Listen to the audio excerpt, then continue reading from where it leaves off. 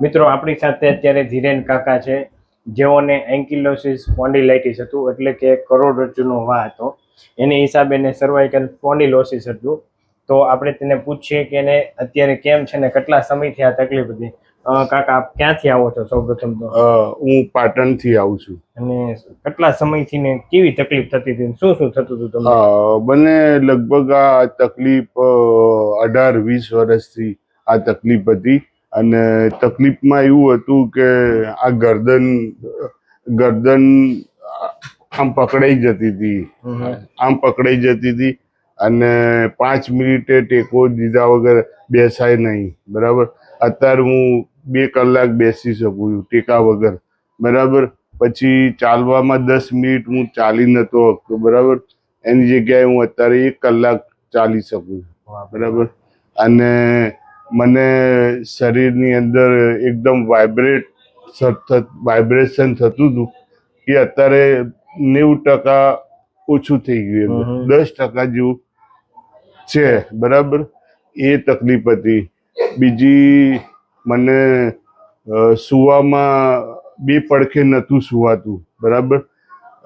ડાબા પડખે સુવાતું હતું, જમણા પડખે નતું સુવાતું. એ સુવાય. બરાબર. બીજું, મને તકલીફ એ હતી કે એકદમ અસહ્ય દુખાવો થતો હતો. મને એકદમ એટલો બધો દુખાવો થાય ને તો આખી રાત ઊંઘ ના આવે. બરાબર. એની જગ્યાએ અત્યારે મને બિલકુલ 90% દુખાવો મટી જ ગયો છે એમ. બરાબર. અને એકદમ સરસ ઊંઘ આવે છે, સારી રીતે ચલાય છે. બરાબર. અહીંયા હું હમણાં 1 કલાક ઊભો રહ્યો હતો બહાર. બરાબર. તોય મને કોઈ તકલીફ નથી એમ. બધી રીતે કમ્પ્લીટ સારું. બીજું એ કે મારો આ જમણો હાથ છે ને, જમણો હાથ પકડાઈ જતો હતો. બરાબર. પકડાઈ જાય એટલે રીતસર આંગળાઓ બધા આવા પકડાઈ જાય ભીતર. બરાબર. પછી એના માટે મારે માલિશ કરવી પડે અને એ બધું કરવું પડે, તારે બધું ખુલે એમ. બરાબર. રોજ આવું થાય, રોજ. બરાબર. એની જગ્યાએ જ્યાંથી આ ટ્રીટમેન્ટ મેં કરાવી છે, પહેલા જ દિવસે જ્યારે કરાવી છે, એ દિવસથી હાથ ખુલ્લા થઈ ગયા એકદમ, બિલકુલ જ.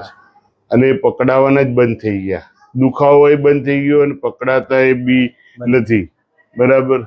બીજું એ કે મને અઠવાડિયે 3 દિવસે ગરદન પકડાઈ જતી હતી. બરાબર. એ પછી પકડાયેલી આખો દિવસ રહે. બરાબર. ધીમું દુખાવો ચાલુ જ રહે. બરાબર. પણ પછી ઘણી માલિશ કરીએ ને બધું કરીએ ત્યારે એની જગ્યાએ જ્યારથી મેં આ ટ્રીટમેન્ટ કરાવી, એ દુખાવો જ ગાયબ થઈ ગયો એકદમ, બિલકુલ જ ગાયબ થઈ ગયો. બોલો. એ દુખાવો ગાયબ થઈ ગયો. આ ગરદન ફરતી થઈ ગઈ. પેલા ગરદન તમારી ફરતી આમ જ હતું, આમ તમે ફરતા હતા. આખું ફરવું પડતું હતું. એની જગ્યાએ આખી ગરદન છે આટલે સુધી ફરે, અને આ બાજુ આટલે સુધી ફરે. બરાબર. અને એમાં પાછું શું છે કે પેલી તો આમ ફરતી હતી ને, તો આપણે ફેવરી નાખીએ ને તો પછી ચોટી જાય એવું થતું હતું. એટલે આપણે આમ જોવાનું જ મન ના થાય, આખું ફરવું જ પડે. આમ આપણે આમ હિંમત ના થાય કે આમ ફરવું પડે આખું. તમારે આમ ચોંટી ગયેલું હતું. હા. અત્યારે તમે આમ મુવમેન્ટ કરી શકો, આખી મુવમેન્ટ થાય. જો ને, કમ્પ્લીટ આખી મુવમેન્ટ થાય છે. આ ખૂણો દેખાય, આ ટેબલ દેખાય, પછી એક આ બાજુ છે, આ બાજુ આ પડદો દેખાય, એ બધું કમ્પ્લીટ દેખાય. અને પાછી પકડાતી નથી એમ. એટલો ફાયદો થયો. અને ડોક્ટરો એટલી બધી દવાઓ આપતા હતા. બરાબર. એની સાઈડ ઇફેક્ટ એટલી બધી થઈ ગઈ તો મેં બધી દવાઓ બંધ કરી, દુખાવો ચાલુ રાખવા દીધો. પછી ફિઝિયોથેરાપી હું છેલ્લા 3 વર્ષથી રેગ્યુલર કરાવતો હતો, તોય મને કોઈ દુખાવામાં ફેર જ નતો. બોલો.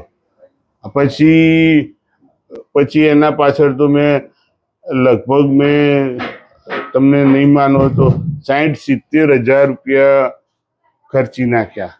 MRI કરાયા. બધા ડોક્ટરો, એકે ડોક્ટર બાકી જ નહીં રાખ્યો. 7-8 ડોક્ટરને બતાડી દીધું. બરાબર. એમાં એક ડોક્ટર એમ કહેવા માંડ્યા કે તમારે ઓપરેશન 100% કરાવવું જ પડશે.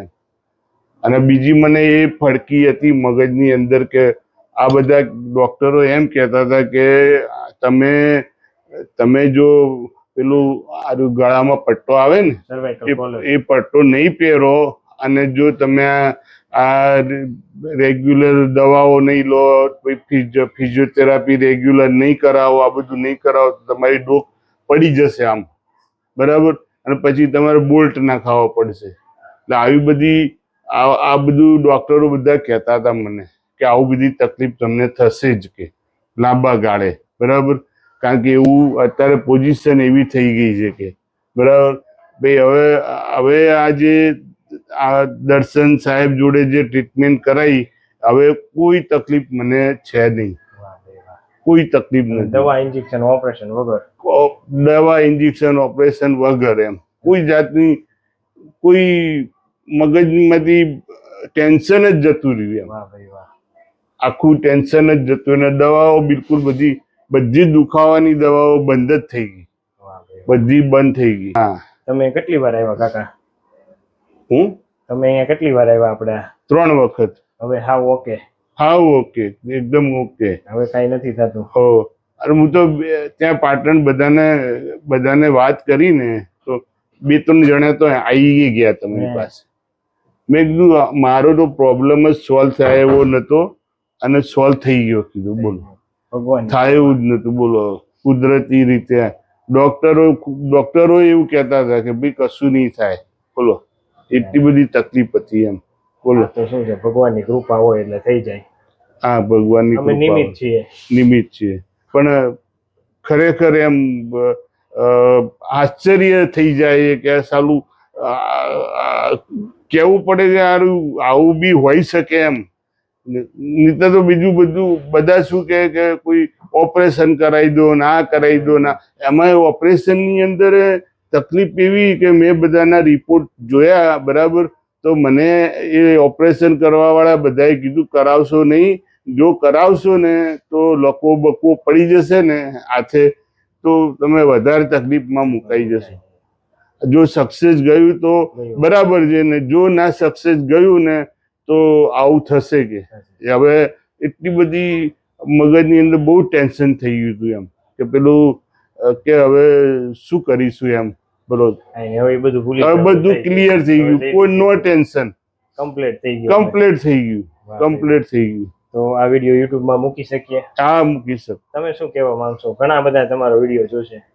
હું તો શું કહું છું કે તમે અહીંયા આવો, અહીંયા જુઓ, તમે અહીંયા ટ્રીટમેન્ટ કરાવો. આમાં તો કોઈ દવાની જરૂર નહીં, કોઈ ઇન્જેક્શનની જરૂર નથી, ઓપરેશનની જરૂર નથી, બરાબર. તમારા જે મણકાના ગાદીનું સેટિંગ ખસી ગયું હોય એ સેટિંગ કરી આપે છે, એટલે તમારો દુખાવો કાયમ માટેનું મટી જાય, બરાબર. પણ તમારે આવવું પડે ખરી 2, 4, 5 વખત કે 10 વખત તમારે આવવું પડે. તમારું પણ રેગ્યુલર આવો તમે તો તમને મટી જાય, એમ 100% મટી જાય. દવાની જરૂર જ નથી, એમ. દવા તો કેવું કે બેરું કરી નાખે, બરાબર, અને પછી એ દવાનો પાવર જતો રહે એટલે પાછો દુખાવો એવો ને એવો ચાલુ થઈ જાય. બાકી આ ટ્રીટમેન્ટ મને ગમી, બહુ સારી એકદમ. થેન્ક યુ કાકા, સરસ.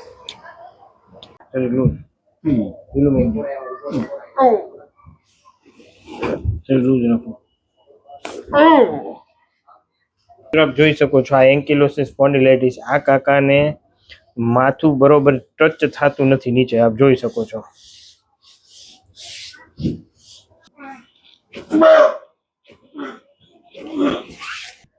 ના ના ગાંઠ નહીં દુખતા. મારી બાજુ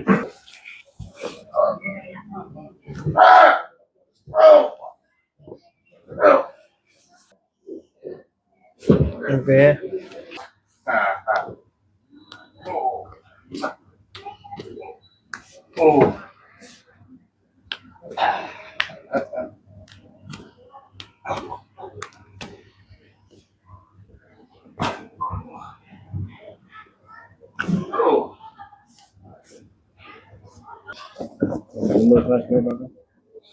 થોડો